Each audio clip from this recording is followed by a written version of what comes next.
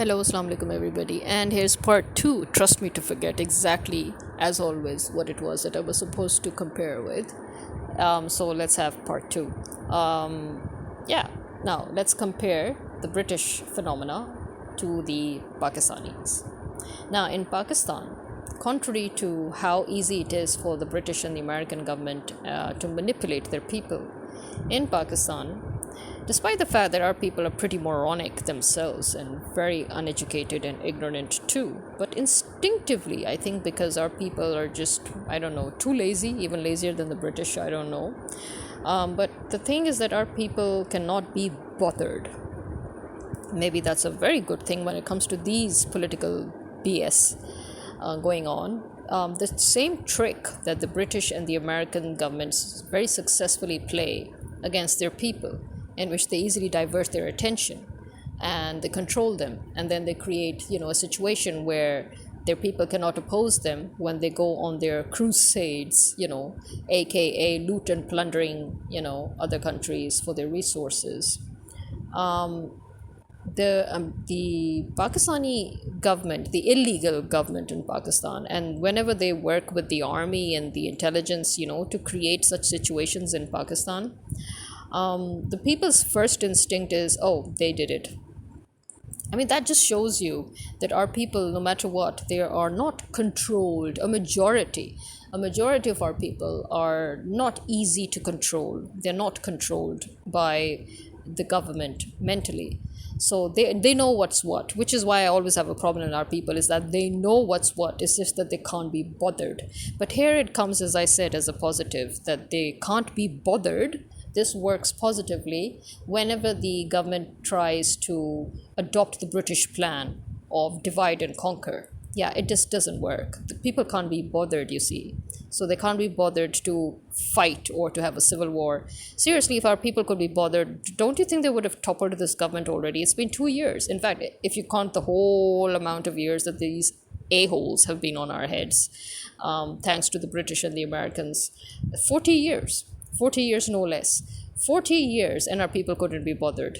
That just tells the whole story. So why they keep on making these efforts and why they keep on sacrificing so many lives, the lives of the people, especially the lives of the army cadets, of the law enforcement, of innocent people, just to create a situation that always backfires, like this Balochistan situation. I know there are people who will argue, like Mohit Pirzada and all, that no, the army cannot have anything to do with it. But I agree with those people who instinctively say, oh no, the army is definitely, because remember, as I said once before, nobody can enter your country without somebody inside your country letting them in. There always has to be a mole, there has to be a traitor, there has to be an asset, there has to be a spy, there has to be somebody, a double agent, And in our case, where our own government is in itself a traitorous body sent in by a foreign entity, and that the chief of army staff is himself a traitor that is handpicked by these traitors, when you've got a bunch of fifth columnists ruling your country, the whole point of fifth columnists is that they will grant access to foreign entities into the land. So that's exactly what's going on. We've got fifth columnists, and it is not possible for RAW. I mean, we know that RAW is very active in Balochistan. We also know that RAW is only active in Balochistan as long as our intelligence allows it to be active, as long as there is somebody in our government that allows it. Why is it that they couldn't do anything during Imran Khan's time? Why is it that they were always caught before they could even enter? Why is it that they managed to get wreak havoc and create this whole situation? For example, the 23 Punjabis that were murdered after being identified as Punjabis by allegedly the BLA. And we all know that the BLA is literally, a group that is created by the raw agents of India. Just like how we all knew that MQM was working for RAW in Karachi. And see, the minute MQM got away from the minute we got rid of MQM, in Karachi, things have been so much better, except for the fact that you've got Zardari. So you've got two mafias in Karachi. In Sindh, you had two mafias. In Karachi, it was MQM predominantly, and in Sindh, it was Zardari PPP predominantly. Now Zardari has taken over Karachi as well. So these two mafias have always been fighting for turf. So you got rid of one mafia, you've got the other one left. But it made a huge difference getting rid of one mafia, you know.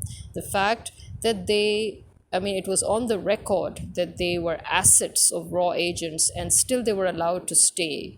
They were created by the army. Again, they were created by Ziaul Haq, and he created them for a reason, to create division.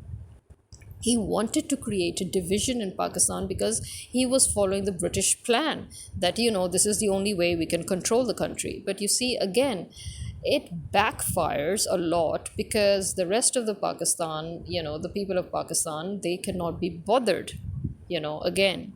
So they have tried to create a conflict between Balochistan and Punjab at this sensitive moment when the whole country is getting united and they're gearing up for a nationwide protest and riots against the government and against the army. So look at the timing. Remember when 2 years ago they came in and barged in like that? I said, now get ready for terrorist incidents and crimes, and in the name of law and order and in the name of security, just see how they try to control you and how they try to, bring in dictatorship. And that's exactly what's been going on, as you can see. They have time and again attempted to create that scenario, and they failed miserably. It's backfired. Now, if we were like the British, if we had been drinking the Kool-Aid and getting brainwashed by the government for so long, then if we had an enslaved mentality like theirs, right now Pakistan would have been going through 1,000 civil wars, like how in Nigeria it was easy for the Americans to initiate civil wars between the Christians and the Muslims. But in Pakistan, it's not that easy because number one, we're predominantly Muslim. And number two, they have tried a lot of times to create that Muslim-Christian rift by, creating incidents in which they have claimed that the Christians were, you know, um, uh, you know, treated badly, or that there were incidents. Yes, there have been a few bona fide incidents, yes, but there's a large number of those incidents that were politically created and they were majorly false. And in fact, it was proved later on that they were false. But again, our people being the way we are, we rather believe that they're true and condemn it than, say it's false and create a bigger rift. And this is how we've always been gearing towards peace. So in our public, we are, as a public, as a mass entity, we have never fallen for the schemes, basically, is what I'm trying to say. The schemes in which they try to work religious wars or ethnic wars, or, the Shia Sunni rift was something that the Americans tried their level best to work in Pakistan. And it failed again miserably every single time, it failed miserably. So this is the difference, I would say, between the British, the American masses, and the Pakistani masses, the Bangladeshi masses, the Indian masses. We don't fall for bullshit. We call a spade, and we don't easily rise up to here I will not talk about the Bangladeshis or the Indians. Here I'll talk exclusively about the Pakistanis. We really are so lazy that we never rise to the occasion. Seriously, we just can't be bothered.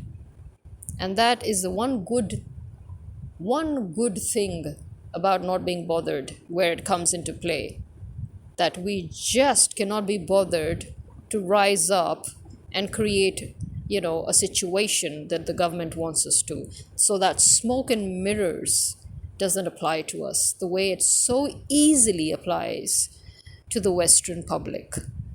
And that is how we can actually clearly see that who exactly is mentally free and independent and who exactly is a slave.